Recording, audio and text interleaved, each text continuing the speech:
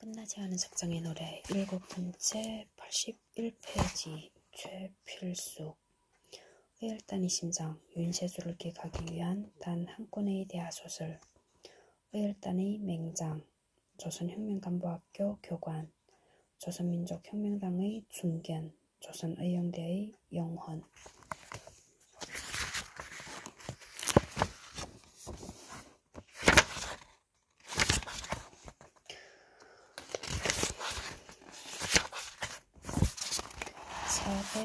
488페이지 25년 1월 19일 일요일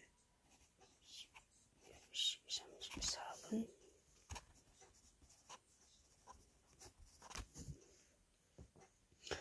작가의 말 488페이지 석정 윤세수의 아내 하소학과 아들 남선은 1946년에야 밀양에 왔다.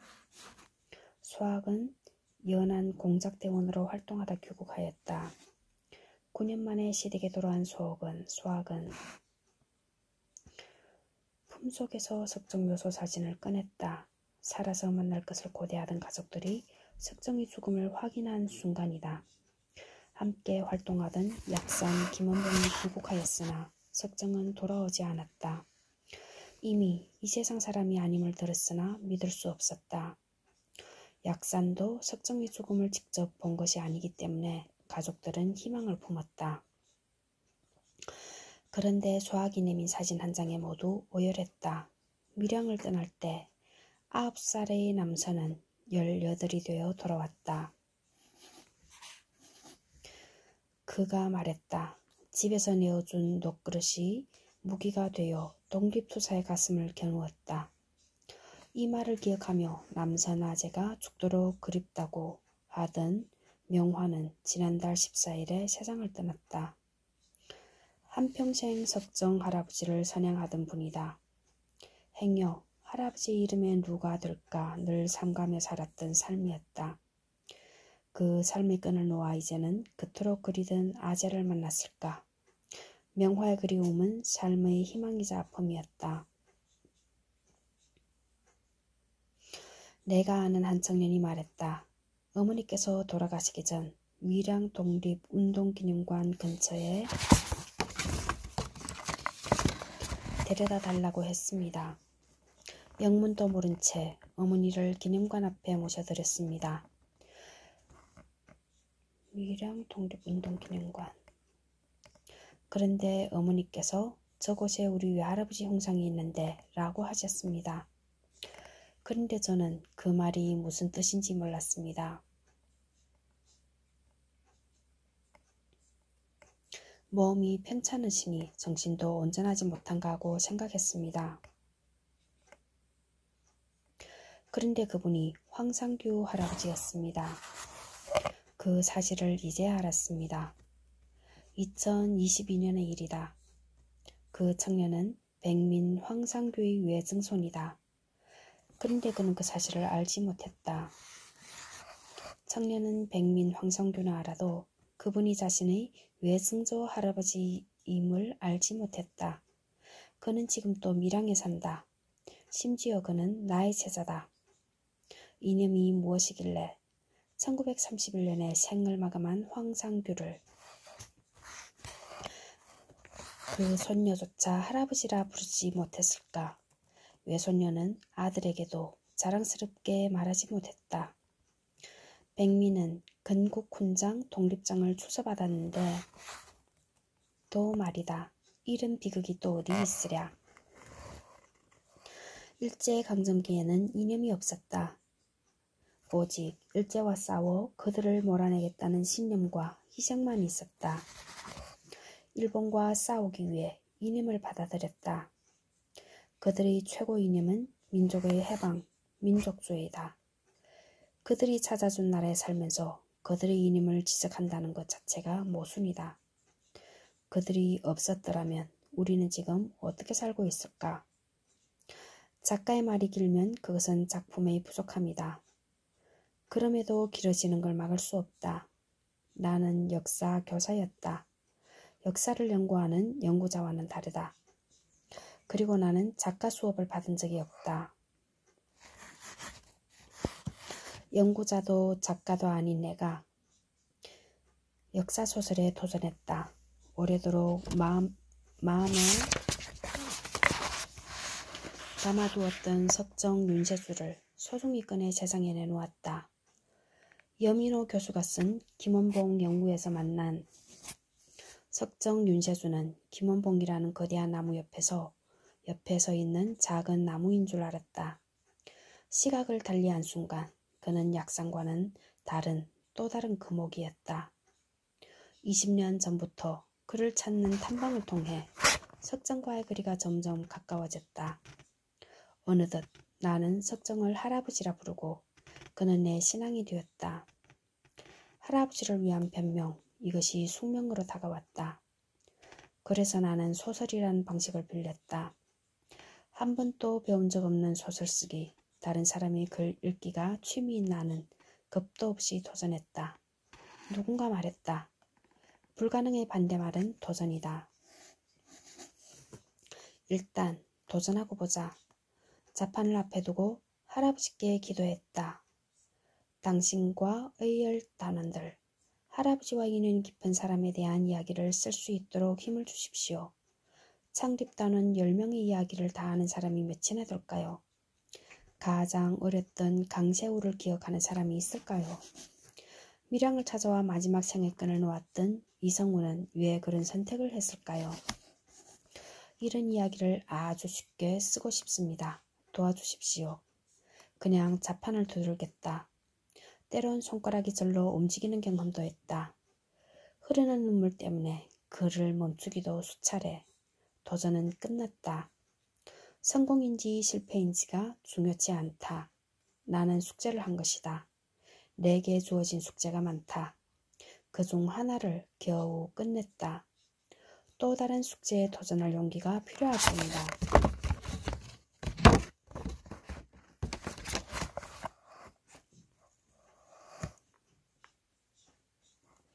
이 도전에 큰 도움을 준 글들이 있다. 김영범 교수의 의열단, 민족혁명당, 조선의용대의 영혼 윤세주가 길라잡이가 되었다. 그 외 김 교수의 여러 저서와 논문이 큰 도움이었다. 또 하나의 책은 석정 윤세주 열사기념사업회에서 기획하여 발간한 윤세주 최후의 결정이다. 여기 실린 자료들이 큰 도움이었다. 강철로 된 무지개, 2017년의 초판과 재판이 석정과 육사의 관계의 핵심이 되었고 이육사 시인이기 전에 독립투사도 2024도 이 책의 마지막 부족함을 채워주었다. 그 외 많은 저서와 논문이 이 글의 구석을 메워주었다.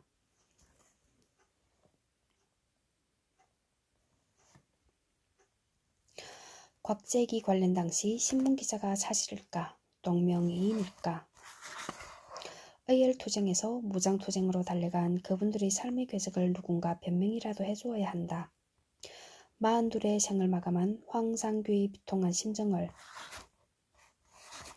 어린 나이에 의백의 직함을 무겁게 받았던 약산의 고뇌를, 독립운동가들의 분열을 뼈아프게 지켜보면서 이를 통합하려 애쓴 석정의 노력을, 그리고 이름도 없이 어디서 어떻게 돌아가셨는지조차 모르는 선열의 희생을 잊지 않고 기억하기 위한 일에 밀양 사람이 내가 숙명처럼 도전했다. 소설이라는 형식이 필요했다. 그들의 발자취에 가장 쉽게 접근하는 것, 무서운 역사서보다 소설이 나을 듯 해서다. 그리고 역사적 빈 공간은 나의 상상력으로 채웠다. 사건의 연도와 이름, 그리고 지역은 대부분 사실이다. 비어있는 혹은 내가 미처 알지 못한 것에 그들을 위한 나의 변명이 자리했다. 나를 독립군 며느리라 부르는 사람이 있다. 혹자가 물었다. 딸이 좋지 왜 며느리야? 딸은 하기 싫으면 반대도 되지만 며느리는 그러지 못합니다. 나는 이렇게 내 운명 속에 산다. 원고를 마감한 날 독립기념관장 임명이 강행되었다.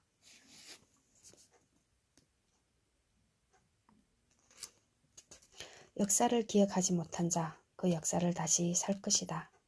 그래서 석정의 노래는 끝날 수 없다. 광복 79년, 대한민국 건국 105년, 의열단 창단 105년 8월에 저자 최필숙 45, 4, 24년 독립기념관장 임명이 강행되었다. 81페이지 7번째 25년 1월 19일 이런저런 이야기 속에 태극기 수백 매가 완성되었다. 정교하지 않은 것도 있지만 정성이 가득한 태극기이다. 종이에 그려진 것도 있고 세수집에서 내놓은 광목에 그려진 것도 있다. 광목에 그려진 태극기는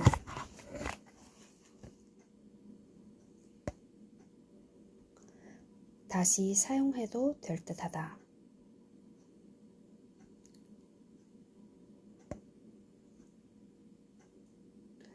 나누어 줄 때 꼭 챙겨달라는 말을 하자고 이야기했다.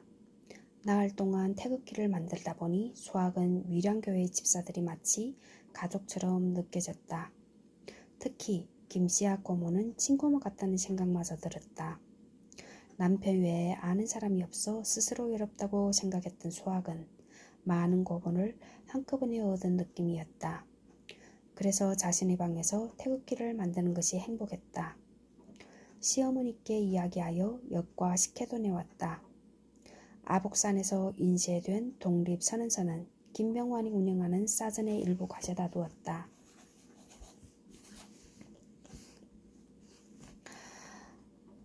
헌병대 분견소가 근처에 있어 가져다 두는 것이 쉽지 않았다. 그래서 대부분은 세수의 집에 보관했다. 태극기를 장터로 가져가는 일을 여자들이 하기로 했기 때문이다.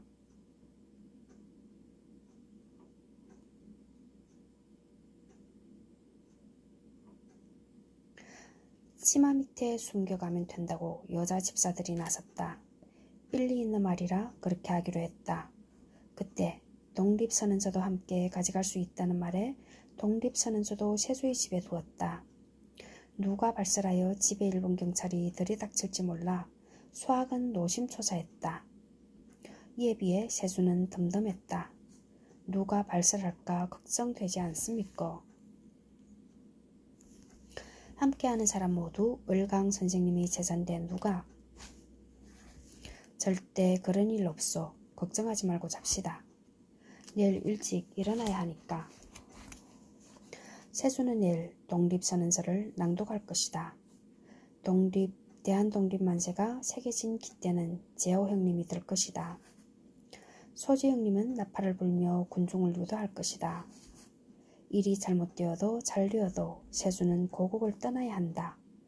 아내의 불안은 경찰이 들이닥치는 것이 아니라 이 일로 인해 자신이 떠나게 될지도 모를 상황임을 알고 있다. 애써 그 일을 언급하지 않았다. 한유근 형님도 중국으로 갈 것이라 하지 않았는가. 분명 비슷한 상황이 세수에게도 생길 것이다. 아내도 이것을 예감하고 있다. 둘은 이를 외면했다. 몰라서가 아니라 두려워서다. 그 일은 내일 일을 잘 진행한 뒤 걱정해야지. 아내가 잠들기를 기다렸다. 잠든 아내를 두고 세수는 문을 나섰다. 장조카인 또바우와의 약속 때문이다. 집안에서 귀한 장손이라 천하게 이름 짓고 부르면 오래 산다고 하여 장조카를 또바우라 불렀다. 이를 한자로 옮기면 차암이다. 아명으로 차암이라 쓰지만 족보 이름은 태선이다. 차암이는 삼촌이를 돕기 위해 친구들과 기다리고 있었다. 공립학교를 졸업한 학생 중 몇몇이 미량 소년단이라는 조직을 만들었는데 그 단장이 바로 차암이다. 차암이 삼촌을 돕겠다고 했을 때 세수는 망설였다. 이 일을 주동한 자신은 잡히지 않기 위해 고향을 떠날 것이다. 만약 이 일이 탄로되어 차암이도 함께 떠나거나 아니면 경찰에 잡히면 아버지께서 당하실 심적 고통이 얼마나 클 것인가. 그러나 차암이는 완곡했다. 나라를 걱정할 만큼의 나이가 되었고 이후의 일도 감당할 수 있다고 했다. 차암보다 어린 나이일 때 자신도 일장기를 똥통에 빠뜨리지 않았는가. 그때 자신을 어린아이이기 때문에 하지 말라고 했다면 지금의 차암처럼 말했을 것이다. 그래서 세수는 소년단원들과 함께 이를 도모하기로 했다. 나라 없는 백성이 겪는 아픔이 바로 이런 것이리라. 소년단 단원들이 내일 있을 거사를 위해 태극기와 독립선언서 일부를 김병환의 집에 옮겼다. 칠흑 같은 어둠 속에서도 매일 다니는 길이라 아이들은 쏜살같이 달렸다. 기다리던 김병환은 그것들을 받아 쌀가마 속에 숨겼다.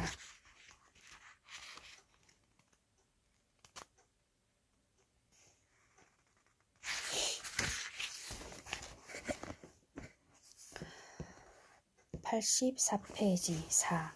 오늘은 일본 놈들이 말하는 양력으로는 3월 13일이다. 밀양 사람의 날짜로는 2월 열 이틀이라. 밀양의 장날은 2일과 7일이다. 아무리 양력 사용을 강제해도 여전히 장날은 음력이다. 직접 행동하지 못하는 민초들이 보이지 않는 저항인지도 모른다. 이른 점심을 먹고 이를 도모한 사람들이 슬슬 장터로 모여들었다. 직접 현장에 나가지 않은 전홍표는 집 앞 해자 주위를 서성이고 있다. 절대 현장에 오지 말라는 제자들의 만류 때문에 망설이고 있다. 만약 자신이 체포되면 그들이 겪을 마음의 빚을 덜어주기 위해서이다. 그러나 마음은 성내 상태에 있다. 우리 민족 모두가 이렇게 저항해 일본이 이 땅에서 물러가기만 한다면 이보다 더 좋은 일이 있을까? 그러나 절대로 그런 일 없을 것임을 안다. 그럼에도 이 일을 도모하는 것은 일본에게 보여주기 위해서다. 우리도 꿈틀한다고 지렁이처럼 밟으면 꿈틀한다는 것을 말이다. 큰 피해가 있을 것이다. 주동자들은 감옥살이를 면치 못할 것이다. 그러나 혼자 하는 것이 아니라 수많은 사람이 함께 한다면 일본도 맘대로 처리하지 못할 것이다. 그래서 형량이 줄어들 수도 있다. 지금처럼 무지막지한 헌병을 동원한 통치가 조선인에게는 통하지 않는다는 것도 깨달을 것이다. 일이 끝난 다음 만약의 일에 대비해 주동자인 치영과 세수를 피처지로 보낼 궁리로 머리가 무겁다. 밥맛을 이뤄 아침부터 거의 먹은 게 없었으나 배가 고프지 않았다. 을강은 성례를 하염없이 바라보고 있다. 여성 기독교인들은 새색지를 부르며 세수의 집에 들어갔다. 평온한 일상처럼 보이나 긴장감이 팽배하다. 여성의 치맛자락이 불룩해졌다. 시학은 세수의 집을 나서며 하소학은 함께하지 못하도록 막았다. 세수와 소화기를 아끼는 마음에서였다. 이 일로 인해 세수가 집을 떠나야 할 것이 자명하다. 소학마저 이 일에 휘말리면 어쩌겠는가. 어느 날 호련 떠나버린 남편의 빈자리를 안다. 시학은 그녀를 데리고 갈 수 없었다. 가슴 졸이며 기다리는 것보다 현장에 가는 것이 낫다는 소학을 억지로 주저앉히고 시학은 치맛자락을 꽉 붙잡았다. 남편 대신 싸워야 하는 자신의 운명을 절감하며 의지를 다졌다. 소학은 안채를 향해 고개를 돌렸다. 시어머니가 고개를 가로젓고 있다. 새댁을 방문하고 떠나는 사람처럼 밀양교회 여집사들은 장터로 향했다. 장날이라 서문부터 많은 사람이 장터로 몰렸다. 그들과 뒤섞여 걸어가는 시학의 눈에 세수와 동지들이 보였다. 그들은 가까이 있는 헌병대 분견소를 주목했다. 대구 헌병대에 소속된 분견소에는 황상규, 김대지 등이 독립운동에 참여하자 밀양을 주시하면서 인원이 증가되었다. 오후 1시 반쯤 되었을까. 독립 만세라 적힌 깃발 옆에 선세수가 먼저 외쳤다. 대한독립 만세! 흩어져 있던 동지들이 두 손을 들며 함께 만세를 외쳤다. 어리둥절한 사람들에게 태극기와 독립선언서가 주어졌다. 여자들의 치마 속에 숨긴 태극기가 쌀가마 속에 숨겼던 선언서가 장터에 뿌려지기 시작했다. 겁을 먹은 사람은 뒷걸음질하며 물러나려 했다. 그런데 소년단원들이 그들에게 태극기와 선언서를 건네주었다. 어린 학생이 건네는 태극기를 거부하기가 쉽지 않았다. 애절한 그 눈을 누가 외면할 수 있을까? 권재호가 대한독립 만세라 쓴 깃발을 높이 들어 흔들었다. 그리고 세수가 낭독할 장소에 깃발을 세우자 그 아래로 사람들이 모여들었다. 천여 명의 군중이 손에 태극기를 들고 쌀가마 위에 올라선 세수를 쳐다보았다. 벅찬 감정에 목소리가 떨렸다. 우렁차게 울리는 세수의 독립선언문은 군중들의 마음을 흔들었다. 불과 10여 년 전까지만 해도 우리의 세상이었다. 어느 날 갑자기 외놈들이 들어와 저들이 주인이라고 했다. 주인이 아님을 알지만 반대하지 못했다. 혼자여서 그랬는지도 모른다. 그러나 오늘 이 자리에 모인 사람들 모두 한 목소리로 외치니 겁이 사라졌다. 그래, 우리가 주인이야. 서울에서 있었던 만세운동에 대한 이야기와 밀양처럼 전국에서 만세운동이 일어날 것이라는 이야기를 들은 주민들은 입을 열어 독립을 외칠 용기가 생겼다. 세수가 낭독하는 선언서를 가슴에 새겼다. 최후의 1인까지 최후의 일가까지 싸우겠다고 마음먹었다. 김소지가 앞에서 나팔을 불며 군중을 유도했다. 그 뒤를 큰 깃발이 따르고 윤세수와 주동자들이 대한독립 만세를 외치며 장터 앞 큰 신장로를 걸었다. 물러나 있던 사람들도 서서히 몰려들었다. 어느새 시위대는 2,000여 명으로 불어났고 그들의 목소리는 천지를 흔들었다. 헌병대 분견소에서 호각소리와 함께 경찰들이 뛰쳐나왔다. 20명 정도 근무하고 있던 분견소 헌병으로는 2,000여 명의 군중을 통제할 수가 없다고 생각한 것인지 그들은 발포하며 뒤로 물러났다. 그리고 부산 헌병대의 도움을 요청했다. 일본 경찰이 함부로 다가서지 못하자 이를 본 군중들은 힘이 났다. 일부는 공립학교 운동장을 내달리며 만세를 외쳤다. 당시 보통학교 학생들의 학제는 4학년제다. 4월 1일에 개학하는 일본의 학제를 그대로 따르고 있었기 때문에 4학년은 며칠 전 졸업하였다. 봄방학을 앞두고 등교한 1, 2, 3학년 학생들이 수업하고 있었다. 소란스런 소리에 창문을 열었다. 운동장에 들어온 무리가 만세를 외쳤고 교실 창문으로 달려온 사람이 태극기 다발을 던졌다. 교실 안에 있던 학생들이 손뼉치며 호응했다. 당황한 교사가 창문을 닫으라고 소리쳤다. 던져진 태극기를 아이들이 숨겼다. 한국인 교사는 보고도 모른 척했다. 저녁 무렵이 되자 부산에서 헌병대가 파견되었다. 미처 해산하지 못한 시위 군중을 잡아가고 주동자로 지목된 사람을 잡기 위해 집집을 찾아 난도질했다. 치영과 세수는 집으로 가지 않았다. 약속대로 을강 선생의 집으로 달려갔다. 을강은 그들을 얼른 집 안으로 들였다. 이후 일어날 문제가 많을 것이다. 아무리 제자들의 입이 무겁다 해도 내 앞에는 장사가 없다는 말처럼 폭력 앞에서는 누군가 발설할 것이다. 서둘러야 했다. 그러나 세수는 그냥 떠날 수가 없다.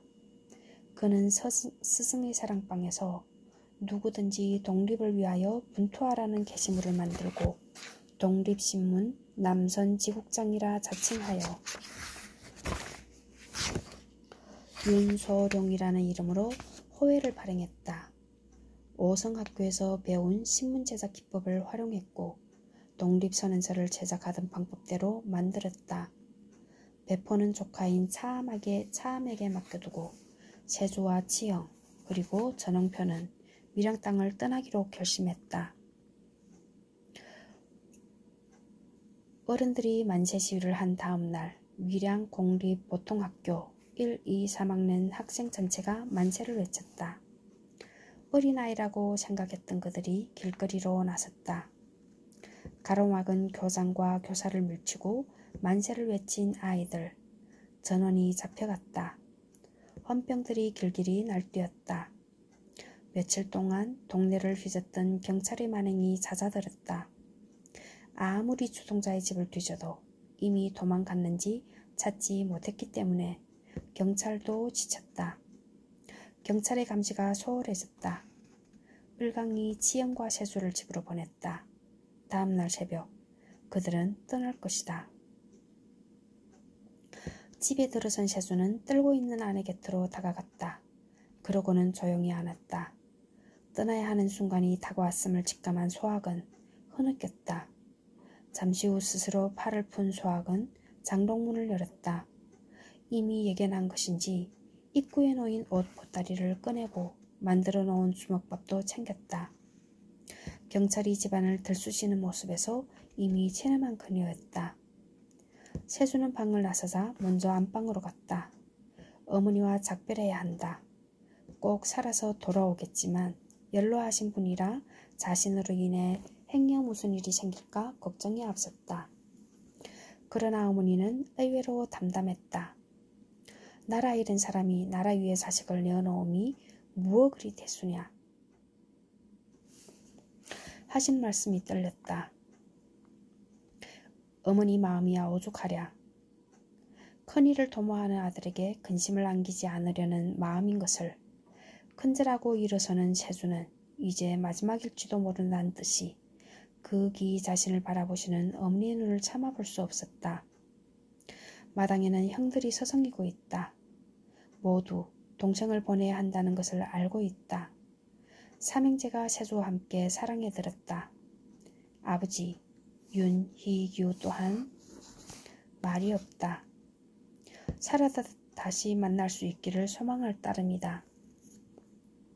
한참이나 지난 뒤 밥이나 든든히 묵고 가거라. 단 한마디였다. 재수씨는 우리가 돌봤구마. 걱정하지 말고 떠나거라. 그리고 내가 이제 이 집에 들어왔구마. 아버지 어머니를 잘 모실 테니 염려 말거라. 한동안 근처에 나가 있던 큰형 시장이 합가할 것이라고 했다. 그 말에 세주는 안심이 되었다. 아버지께 큰절 올리는 세주. 엎드려 한참이나 고개를 들지 못했다. 흔들리는 그의 어깨를 세영이 토닥토닥 두드릴 뿐이다. 대문을 따라 나서는 아내에게 곧 돌아오겠다고 했으나 그녀는 을강의 집 앞까지 따라왔다.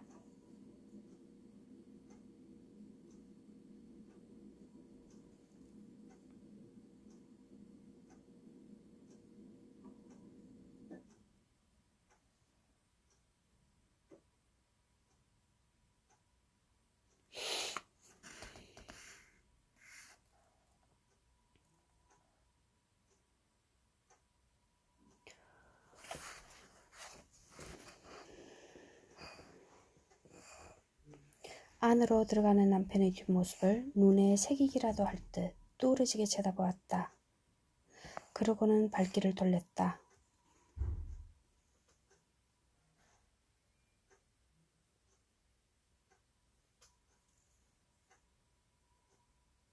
해자는 가뭄으로 인해 물이 거의 없다.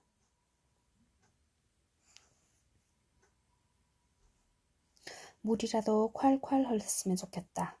그 소리에 맞춰 울기라도 할 텐데. 집 대문을 들어설 수가 없었다. 을강의 집 쪽을 하염없이 바라보았다. 길 떠나는 낭군의 모습을 한 번이라도 더 보고 싶어서였다.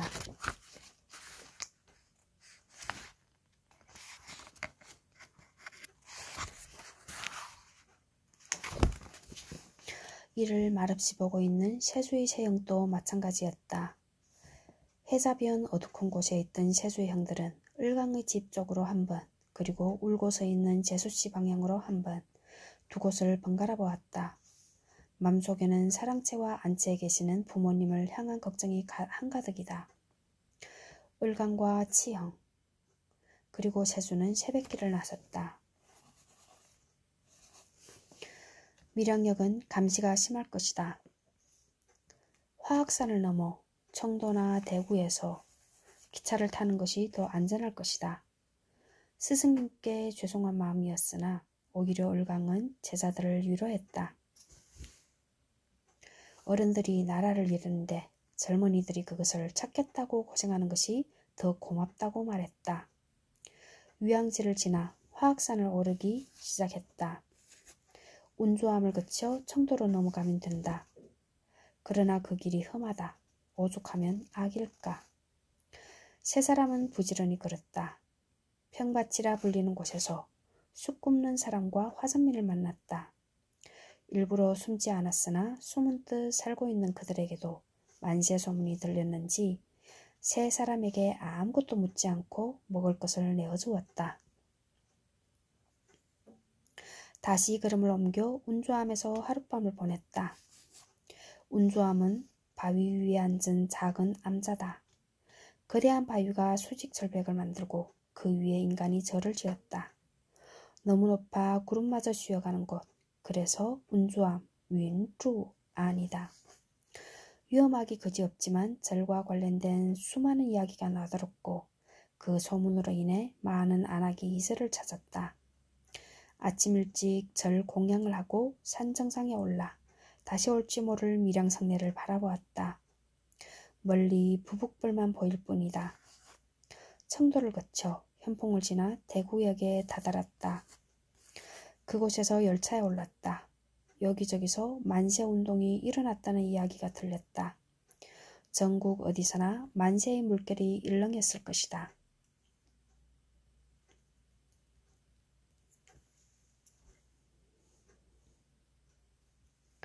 세 사람은 경성역을 거쳐 용산역으로 갔다. 경원선과 경의선 철도가 나누어지는 곳이다. 금강산 유람을 위해 많은 사람이 이용한다고 하니 경원선 열차를 이용하는 것이 좋겠다는 생각에서였다. 청일전쟁 이후 외국 군대가 있던 용산은 러일전쟁을 계기로 철도의 중심지가 되었고 일본 군대의 중심지가 되었다. 등잔 밑이 어둡다. 적 군대의 심장부인 용산에서 원산까지 가는 열차에 올랐다. 신해주로 향하는 경의선의 감지가 심하다는 소문도 있어 그들은 이 길을 택했다. 험난한 길이 될 것이다. 그래서 백두산을 넘어 중국으로 갈 생각이다. 원산으로 가는 열차 안에서 을강이 손을 노장직 선생이 밀양을 떠나면서 밀양역에 관해 지은 시가 있다고 말했다. 궁금해서 스승을 바라보는 두 제자에게 시를 나지막에 읊어주었다. 일가족 한 기차에 태워 떠나는 날 서쪽으로 요하까지 큰 길로 이어지네. 돌아보니 자암은 구름 속에 아득한데 벗들과 언제 다시 항문을 연마할 수 있으랴. 기차 바퀴 조금 굴러 동서가 나뉘는데 헤어지는 사람들 차마 말도 다 못했네. 단지 서성거리는 자를 본받지 말고 마음속에 자구책을 찾기 바라네. 시를 읊는 을강의 눈이 촉촉하다.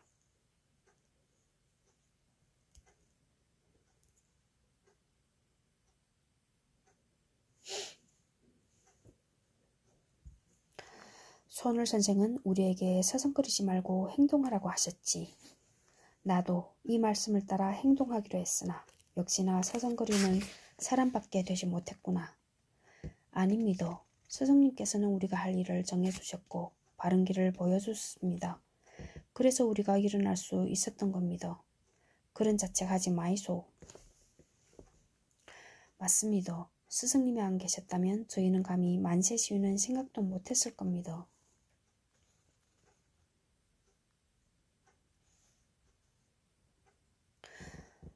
제자들의 이야기에도 을강은 편안하지 않았다.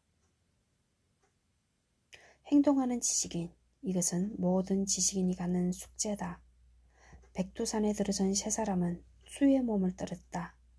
남쪽에서 살던 그들이 한겨울에 느끼는 추위였다. 만나는 사람들에게 물어물어 걸음을 옮겼다. 준비한 주먹밥은 벌써 동이 났다.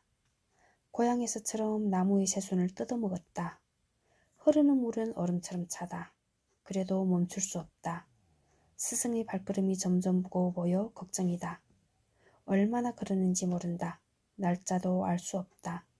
그저 하늘과 맞닿을 만큼 자란 나무숲에 갇혀 위로 올라갈 뿐이다. 다행스러운 것은 백두산을 거쳐 중국으로 가려는 사람이 그들만이 아니라는 것이다. 갖가지 이유로 고국을 떠나는 것이리라. 숫장수의 움막에서 잠을 자고 동굴에서 눈과 추위를 피하며 걸었다. 지쳐 쓰러질 듯한 그들 앞에 천지가 나타났다. 말로만 듣던 백두산 천지. 그 장엄함에 입을 다물 수가 없다. 불안개가 그치고 제 위용을 드러낸 백두의 정상 천지. 그 기상은 피로를 거두어 갔을 뿐만 아니라 새로운 용기를 주었다. 산 정상에 거대한 못을 만들고 신성함을 더해 우리 민족의 상징이 된 곳. 이곳을 일본 놈으로부터 되찾아야 한다는 토지가 생겼다.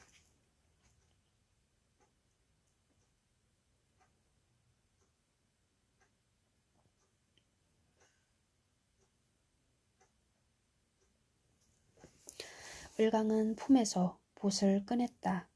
새수는 아직 얼음이 남아있는 땅을 조심스레 딛고 천지로 향했다. 그리고 스승을 위해 물 한 통을 담았다. 천지물은 벼룩속 물이 되고 을강의 붓은 종 위를 휘달리는 말이 되었다. 늘 문필을 품고 다니는 조선의 학자다운 면모다. 을강은 붓을 놓고 하늘을 향해 울부짖듯 자신의 글을 읽었다. 고천문, 하늘에 고하는 글이다. 기민년 3월 개미일 음력 3월 1일에 조선의 포민 전홍표는 삼가 패백을 받들고 제단을 마련하여 하늘과 땅의 신에게 고하오니 이를 밝게 살펴주옵소서. 조선이란 나라는 세계 열국의 하나로 신성하게 서로 물려주며 하늘의 명을 받은 임금이 다스려왔는데 부여가 바로 이 결례라.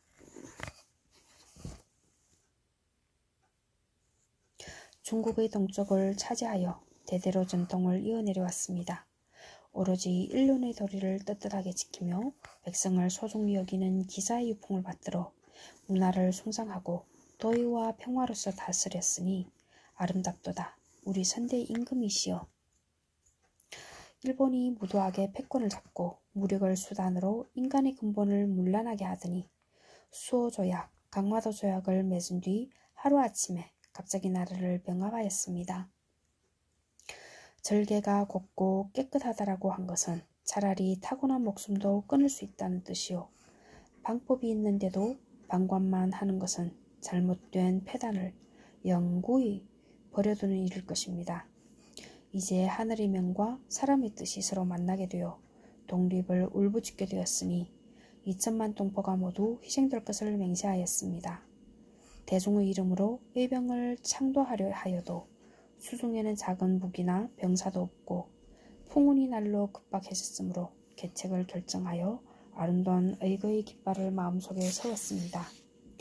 저 서구의 여러 나라는 강화와 동맹을 맺고 교통하면서도 나라 안팎에 사건이 있으면 위기일발에서도 적을 무찔러 상대가 깔보지 못하게 하고 있습니다.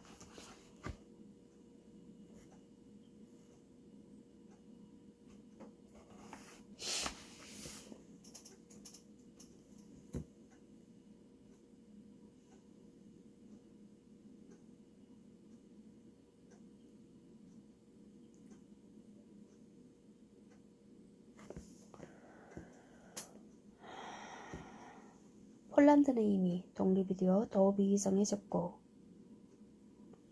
몽골은 굳세고 웅대한 나라로 되돌아갔는데 우리는 빛나는 역사가 천년인데도 정해진 운명으로 여겨 몸소 시련을 겪어야 하는 것입니까?